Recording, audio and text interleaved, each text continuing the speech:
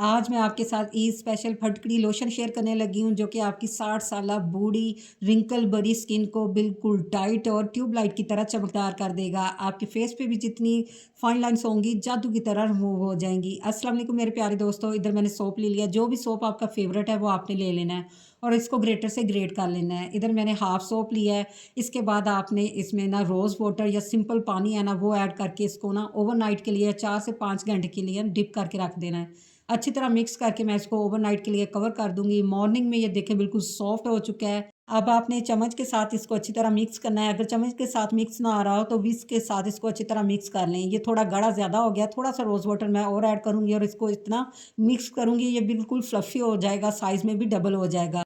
अब मैं इसमें 1 खाने का चम्मच बाज़ार वाला जेल ऐड कर दूँगी। जो भी ऑयल आपको स्किन को सूट करता है ना, वो आपने ले लेना है। इधर मैंने बादाम का ऑयल लिया है, 1 टीस्पून ये ऐड करूँगी। उसके बाद आपने फिटकड़ी लेनी है। फिटकड़ी को आपने डायरेक्ट यूज़ नहीं करना, इसको तवे पे डाल के आपने पहले बिर्या करना है।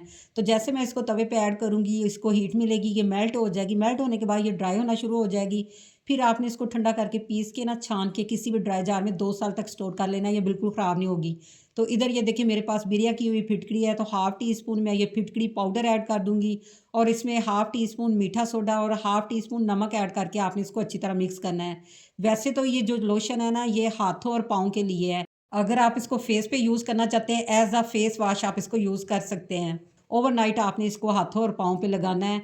1 मंथ तक आप फ्रिज में रख के स्टोर कर सकते हैं। बगैर फ्रिज के 1 हफ्ता आप इसको स्टोर कर सकते हैं। इंशाल्लाह जब मॉर्निंग में आप हैंड को वॉश करेंगे, आपके हैंड ऐसे ट्यूबलाइट की तरह चमकदार हो जाएँगे।